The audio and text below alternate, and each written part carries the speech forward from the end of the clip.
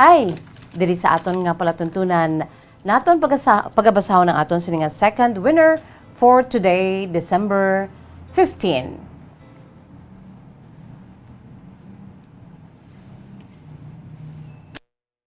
One, two, Panalo Part 1B sa Bombo Radio at Star FM. Narito na ang isa sa mga daily winners. Wow! Congratulations sa aton siniiya. Winner number 2 for today, December 15, 2021. Sa aton sini nga promo ang 1-2 Panalo promo, no? Ang aton sini nga panahon subong ginalawag siya alas 2:51.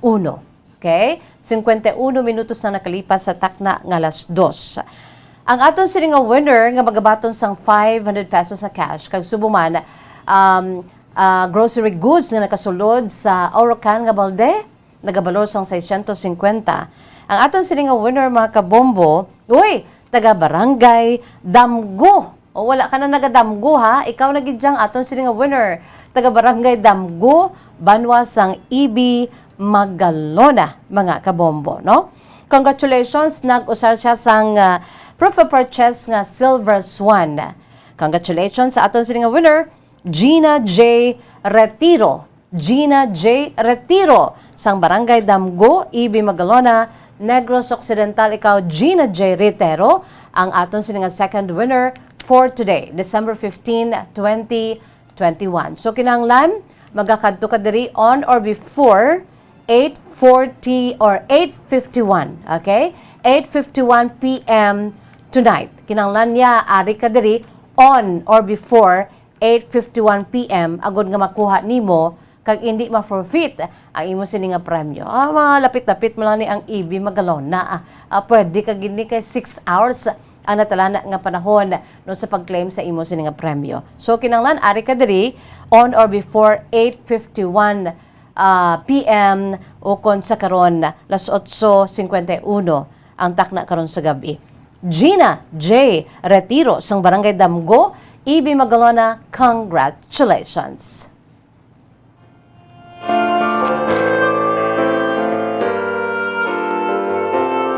Okay mga kabombo, pabalik diri sa aton siniiyang palatuntunan kahapon lamang. Kag sa gihapon ini ang inyo alagad sa kanginan si Bombo Jazz de Jesus Madrigal. Sa gihapon, ari kita diri. Taga-inupdanay kita, no, sa aton sini palatuntunan kahapon lamang. By the way, good afternoon lang gid sa kay Ma'am Nes Kodja, no? Ma'am Nes Kodja, bag-o ko lang na dumduman nga an Nes ang iya sini nga ngalan. Bangod kay ti ginsunod ay sini nga ngalan. Ang matudtod nga ngalan ni Ma'am Nes amo si Alma. Ti lang dumduman ta nga si Miss Alma Moreno. Ay sini nga yu si Nesman, no? Ma'am Nes Kodja, am I right? Si Ma'am Nes Kodja amo ni siya ang nag-share sa nagligad nga Sunday sa aton sini nga Christmas Around the World sa Good Morning Philippines nga time, no? Sa programa ni Bombo Annalisa Sindol Sorilla, subuman ni Bombo Franz Andrew Burgos, sa nagligad nga Sunday lang ni, amo ni siya ang nag-share sa iya sini nga Christmas Around the World sa iya sini nga pungso dito karon sa Turkey. Am I right, Ma'am Nes Kodja? Good afternoon sa imo. Thank you so much for watching. Mayng hapon gid. Subuman si Manilyn Tomias Villabeto. Miss Just, shout out Villabeto family Tomias. Subuman si nagapa-shout out gigina mo. Arnel, tapos na. Si Maria Lynn Amante, Miss Just, pabati ko sa mama ko. Subong nga nagapamati sa imo mga program. Mama Jocelyn Amante from Estancia, no? Estancia, Iloilo. No, kay Mama Jocelyn Amante sang Estancia, Iloilo, good afternoon gid sa imo.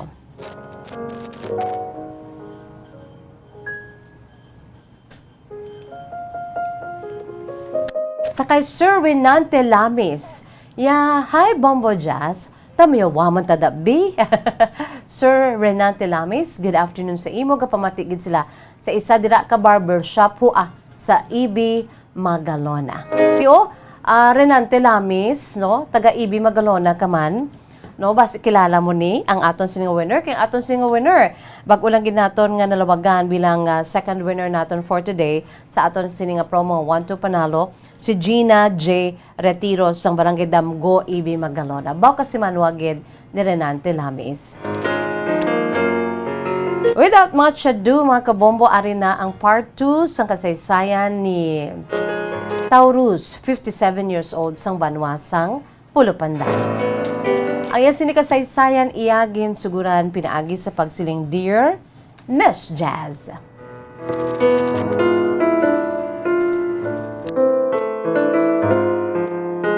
Sa part 2 sang akong sining kasaysayan Miss Jazz, amo to ang rason ko nga nga nagpalayo ako sa amon sining nga balay, sa amon sining nga lugar.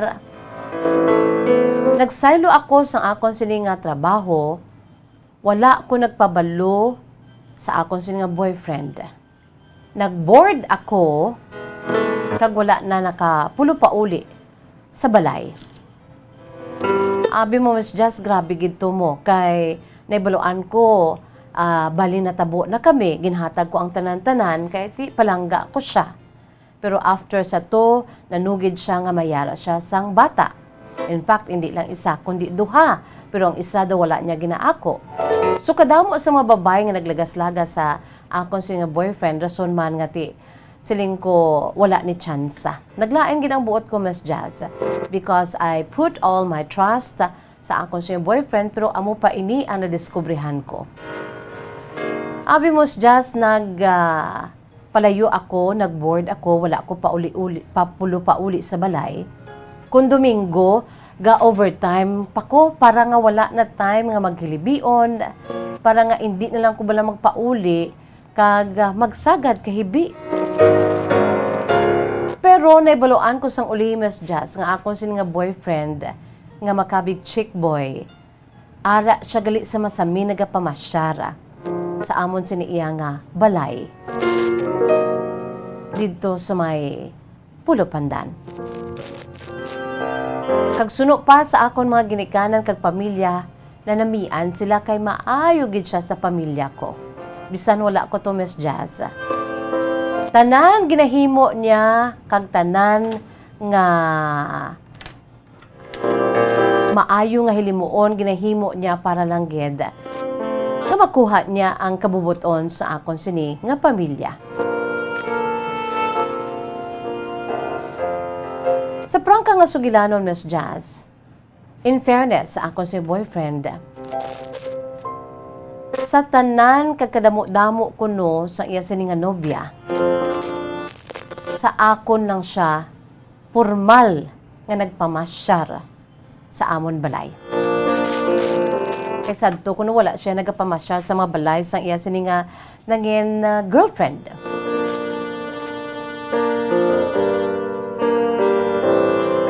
Sang uli, Miss Jazz, bangod kay ti wala man siya nagapabaya.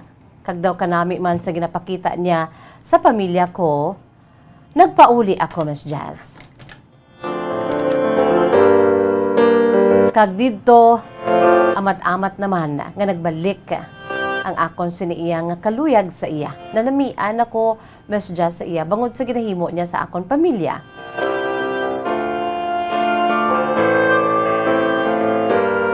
Asta na lang, Miss Jazz, nga nag-okay hi naman kami nga duwa. Bangod sini, bangod man sa akon sini paghigugma sa boyfriend ko, nagbunga ang amon sini nga paghigugma anay. Sa prangka nga sugilanon, Miss Jazz, nagbusong na ako. Sa pagkabalo sa iya sini nga nanay, nag-okay man ang iya sini nga nanay. Silingon, boto man sila sa akon, nga amo ang girlfriend sa ila sini nga bata.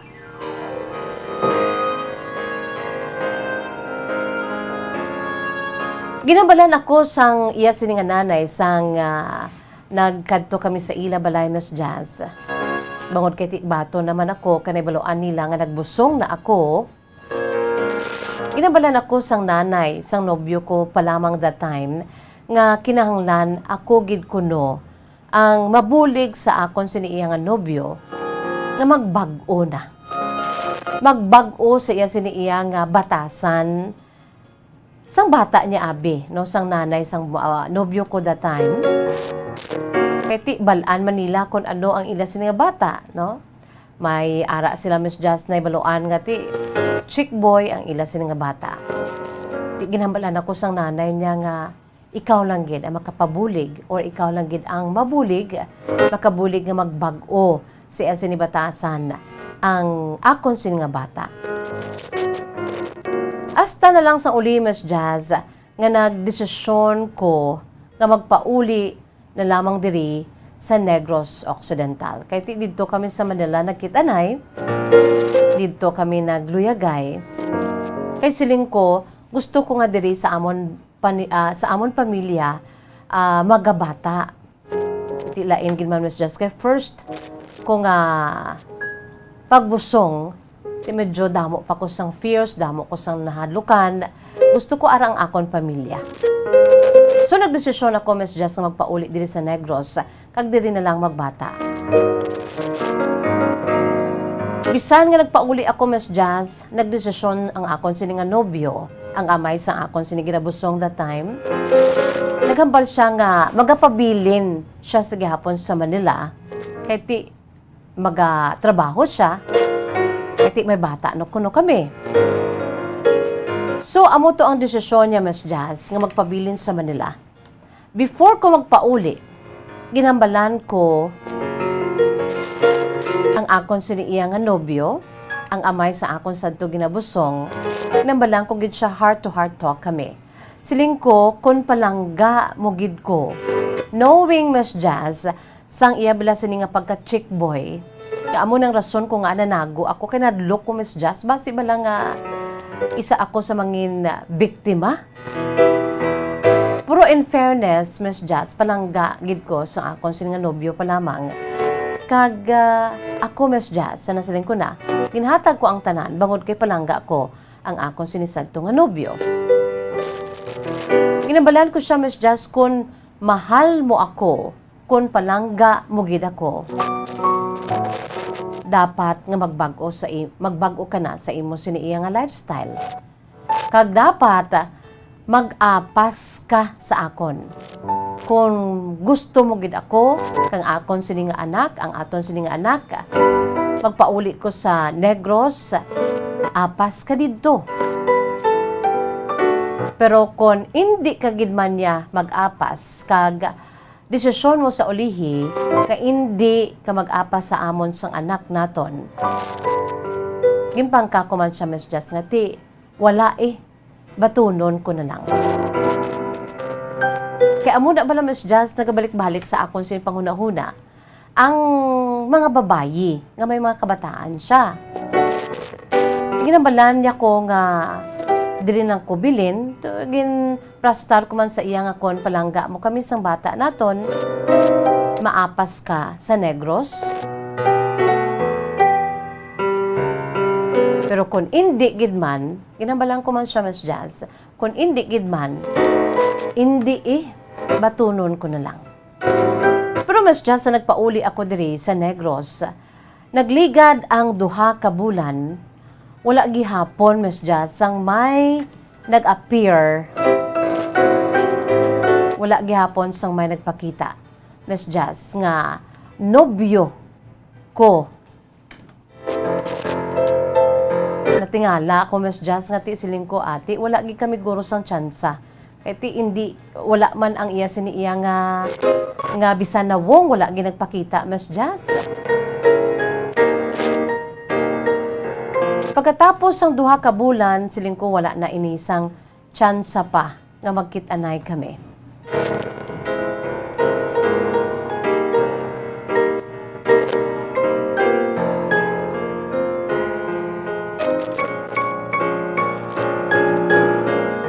Pero sa pagprangka nga sugilanon, Miss Jazz, sige ang iya sini nga pagsulat.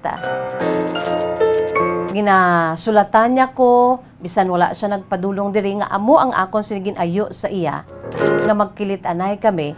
Apa siya diri sa may amon sini iya nga lugar sa Pulupandan diri sa Negros. Kun palangga niya kami nga duha sang amon sini iya nga mangin anak sadto kay nagabusong pa lang ako sadto Miss Jazz. Di mga duha ka bulan wala gid siya nagpakita, wala siya nag-apas. Pero in fairness sa iya Miss Jazz, sige man iya sini nga pagsulat sa akon. Ginambalan niya ko sa sulat nga hindi mo gid pagpabayan ang imo kagalingon kag ang imo sini ginabusong nga bata naton. Sa amo to Miss Just daw may ginakulokaptan pa ko nga paglaom. Kay kung wala siya nagasulati, batunon ko naman lang yan, masakit man, pero batunon ko naman lang kay hindi gid man akamiya palangga niya o kon hindi kami ang iya sini priority sa kabuhi. Hasta na lang Miss Just nga naglabot sa 3 na gid ka bulan. Wala gihapon. Kaya nambalan ko siya nga, puli ka di, apas ka diri. 3 months after, wala gid siya Miss Just nag-apas. So amo na. Liwat naman ako nga desisyon nga magpalayo na lamang gid kami. Upod sa akon sini iya ginabusong nga bata.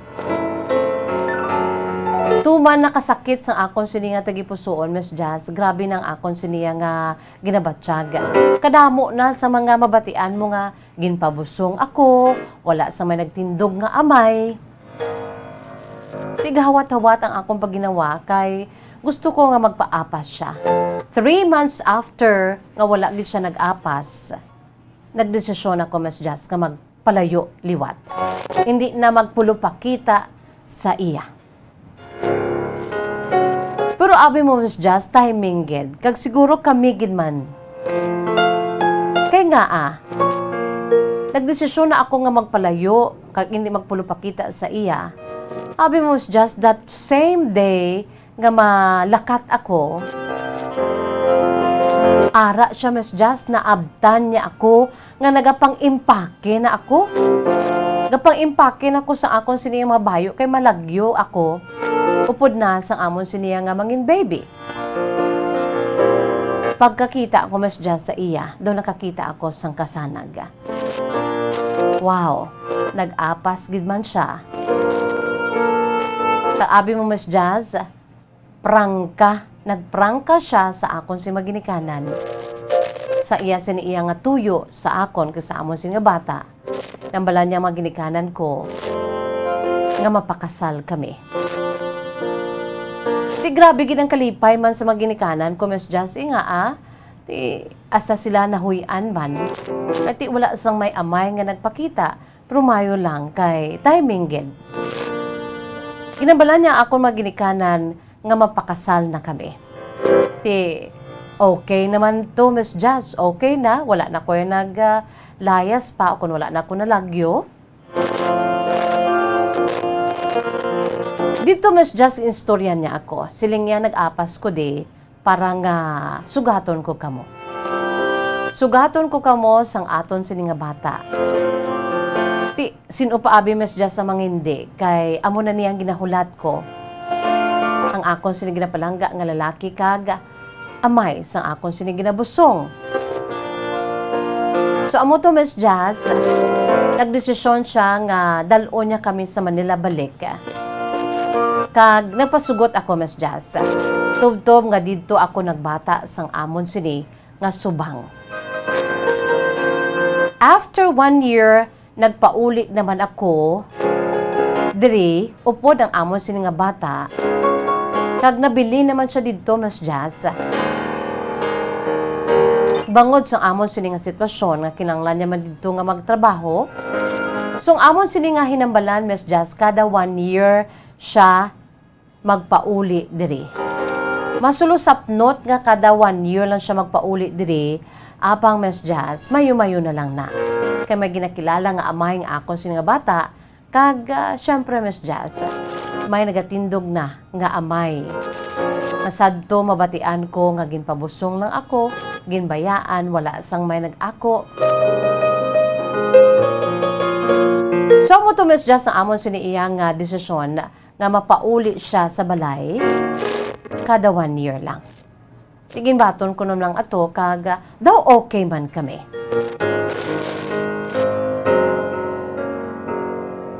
Miss Jazz, sa prangka nga sugilanon, mahambal ko nga nagbag-o sa amo to nga panahon ang akon siniiya nga bana. Daw nakitaan ko nga wala naman sang babayi sa wala naman iban nga babae sa kabuhi niya. Kaya amo tong yan sini nga pangako sa akon. Ang promisa niya nga magabag-o na siya. Magabagong buhay na siya. Kuno, Miss Jazz. Nakatangla ako, Bombolits, alas 11 or 11 minutos na ang takna nga nakalipas or 11 minutos na ang nakalipas sa takna nga alas 3. Bitinon ko naman kamo. Sa part 3 sa kasaysayan ni Taurus, 57 years old sang banwa sang Pulupandan. Ano naman ang natabo kay siling ni Taurus? Nagbag-o siya, Miss Jazz, kag wala naman sang babayi sa kabuhi niya. Kaya amo to ang pangako niya sa akon nga magbagong buhay na siya. Kuno. Pero, diri ko untaton ang akon sini nga kasaysayan. No? Ang kasaysayan ni Taurus, kag ginabasa ko sa inyo, true to life story. I'm sure mapulutan ginaton sa leksyon kay inspirasyon. Was ang part 3 sa kasaysayan sa aton sini nga letter sender, malawig-lawig man no? Si Taurus sang Pulupandan, 57 years old kag may ara pagikita sang nagahulat pagidiri nga basahon nato no. Ang kasaysayan ni Liz sang banwa naman sang Manapla.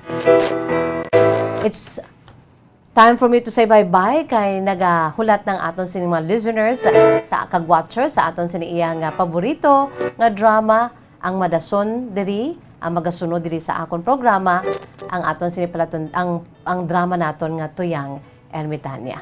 But before that, ari aneng aton si words of wisdom. No, I cannot finish or end my program without sharing this with you, mga kabombo.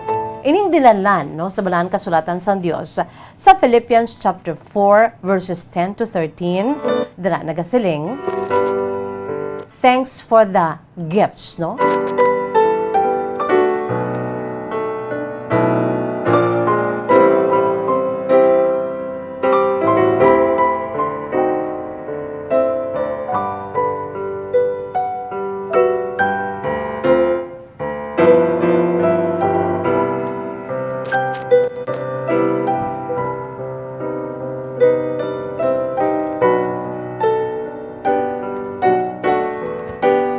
Sa aton sini nga dinalan sa balaan kasulatan sang Dios mga kabombo. And this is taken from the book of dali lang geda.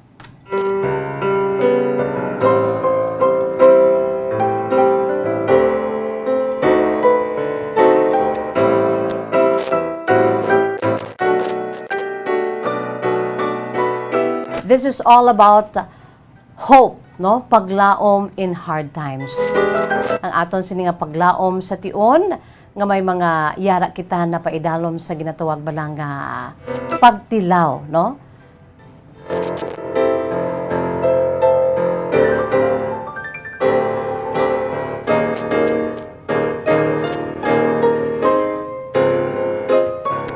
Hope and healing, paglaom, kag ang aton siniiya nga gusto kag luyag gid nga matabo sa aton si kabuhi ang parte mga kabombo sa ginatawag healing, no?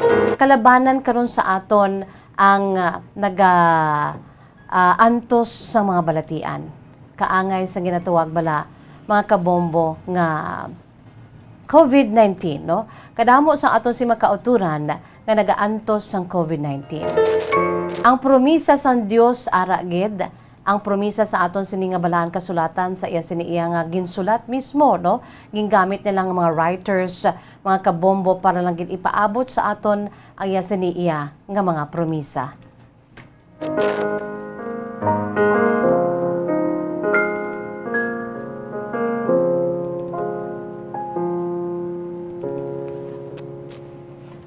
Kag isa na diri nga ang Dios indi gid magpadala sa aton sa sitwasyon nga kita ang magaisahanon. God does or God goes before you, God stands beside you, God walks behind you. Whatever situation you have right now, be confident that God is with you. Ara gidyang Diyos sa aton, mga kabombo, no? Hindi niya gikitaya pagpabayan. Suno pa siya sini nga balan kasulatan sa Romans chapter 8 verse 18. The pain that you've been feeling can't compare to the joy that's coming. Ang mapagtilaw naton, labi na gid ko nagabalatian kita. Always remember nga ang Dios among aton sa great healer, no? Romans 8:18 ara na. The pain that you've been feeling can't compare to the joy that's coming. Okay, gaan kita sa Dios ya sang pag-ayo sa aton siniiya nga ginaantos, no? Romans 8:18, I consider that our present sufferings are not worth comparing with the glory that will be revealed in us. So amo nang promisa sa Dios sa aton. Kung ara kita sa tunga sa mga pagtilaw, let us always remember nga ang Dios gugma. And our God is our great healer, no? Hindi niya kita pagpabayan. Romans 8:18. It's bye-bye time na makabombo. Wala kita sa panahon. Sa gyapon nilang inyo alagad sa kanginan, Bombo Jazz de Jesus Madrigal. Si Miss Jazz para lamang sa inyo, God bless us all. Para sa pambansang radyo ng Pilipinas, consistent overall, number 1 sa Bacolod, Basta Radyo Bombo!